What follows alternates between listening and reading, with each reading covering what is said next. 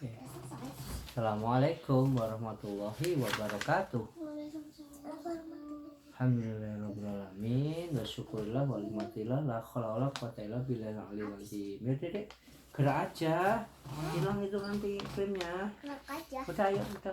Gerak aja. Iya, yuk. Gerak saja maksudnya. Oke, alhamdulillahirobbilalamin.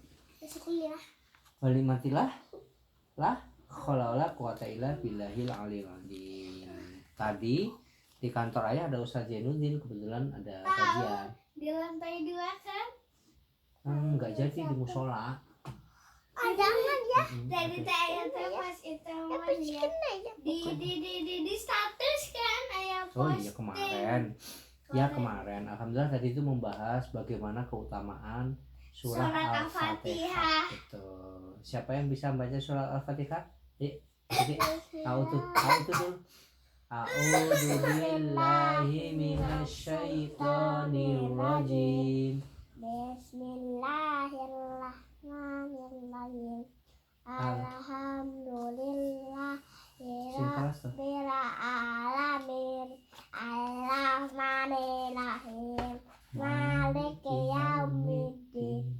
Iyyaka na'budu wa iyyaka nasta'in. Ihdinas siratal mustaqim. Siratal ladzina an'amta 'alaihim Ghairil maghdubi alaihim waladdallin. Amin. Alhamdulillahirobbilalamin. Pinternya. Doa dulu Rabbi sholli shodri sirli amri wahlul 'uqdatam min lisani yafqahu qawli. Rabbi zidni ilman warzuqni fahma.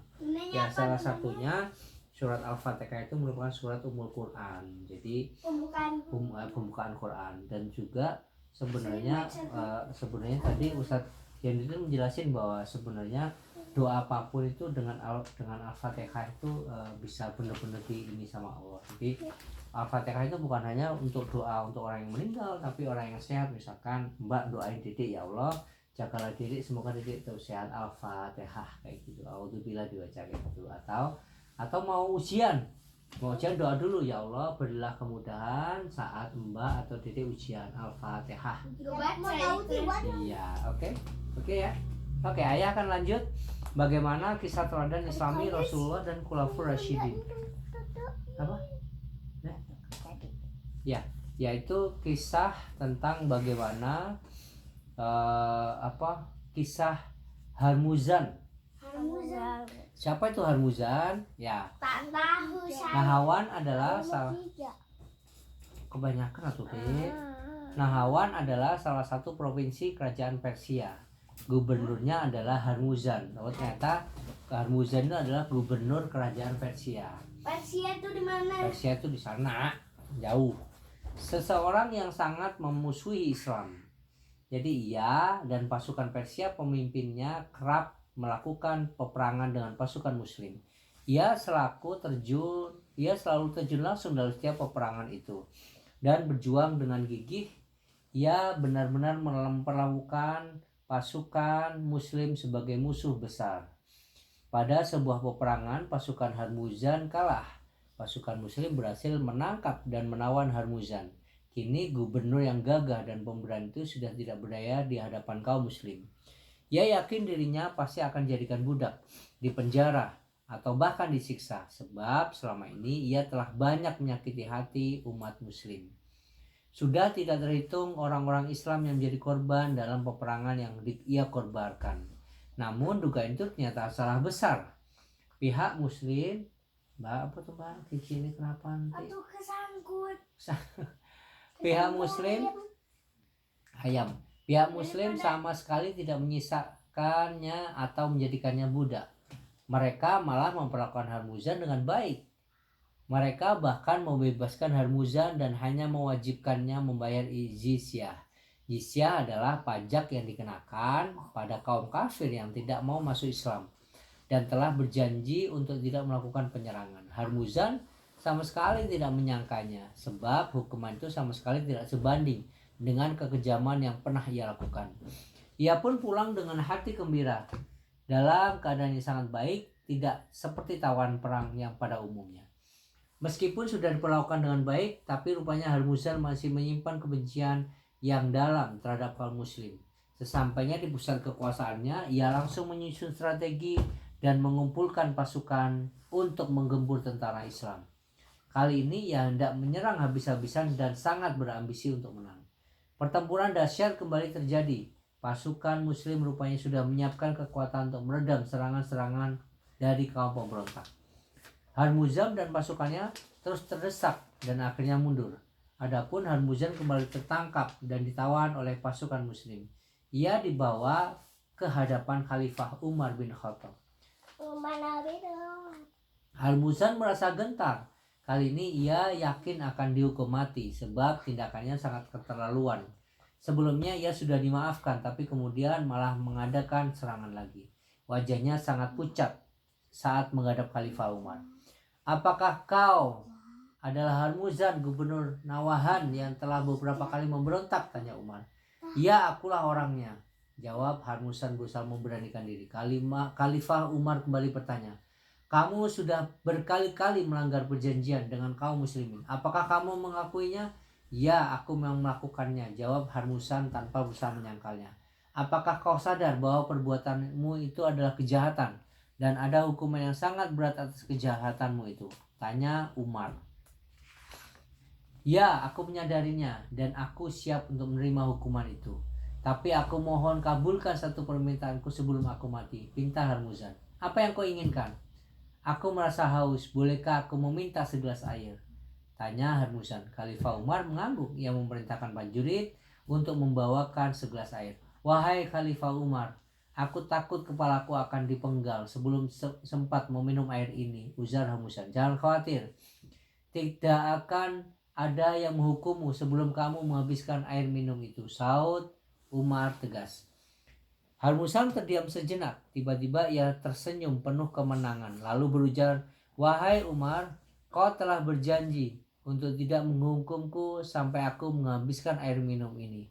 Aku tidak akan menghabiskannya, jadi engkau tidak boleh menghukumku, kata Harmuzan sambil buru-buru membuang air minum tersebut. Umar menanggapi kelicikan tersebut dengan ketenangan yang luar biasa. Orang lain pasti sudah marah sekali diperlakukan licik seperti itu. Umar hanya tersenyum simpul lalu berkata, aku sudah berjanji dan aku akan menepatinya. Sekarang kamu bebas. Harmuzan langsung kembali ke tempat asalnya. Namun beberapa waktu kemudian ia kembali dengan bawa rombongan besar ke Madinah. Ia menghadap Khalifah Umar lalu menyampaikan maksudnya bahwa ia dan rombongannya hendak masuk Islam. Tentu saja Umar senang karena Harmuzan telah berubah dan mau kembali pada jalan yang benar dan memeluk agama Islam. Alhamdulillahirobbilalamin. Panjang atuhnya. Udah ya? Kayak buku udah. Baru udah buku. Nah, guys ya. Satu lagi ya. Satu lagi udah kayak merem toh kepala sana. Oke, yang kedua, kebijaksanaan Umar. Sini hadap sini. Ya. Ayo dong, Madain adalah salah satu daerah kekuasaan bangsa Arab di bawah kepemimpinan Khalifah Umar bin Khattab. Beberapa bangsa Arab mendiami wilayah tersebut. Suatu ketika, perwakilan dari tempat itu menemui Khalifah Umar. Mereka melaporkan bahwa cuaca di Madain tidak cocok untuk orang-orang Arab sehingga kondisi kesehatan mereka di sana sangat buruk. Umar merasa prihatin mendengar laporan itu. Ia pun memerintahkan orang-orang Arab di Madain untuk pindah dan mencari wilayah baru yang lebih cocok. Apa sih? Kenapa? Dingin ya, bentar. Melalui musyawarah tercapai sebuah keputusan bahwa mereka akan membuat pemukiman baru di Kufah, tepi cabang sebelah timur Sungai Efrat. Umar sangat menyetujui hal itu, lalu memerintahkan bawahannya untuk membantu dan mengawal pembangunan kota di sana. Sa'ad bin Abi Waqqas ditunjuk sebagai pelaksana sekaligus pengawas pembangunan tersebut.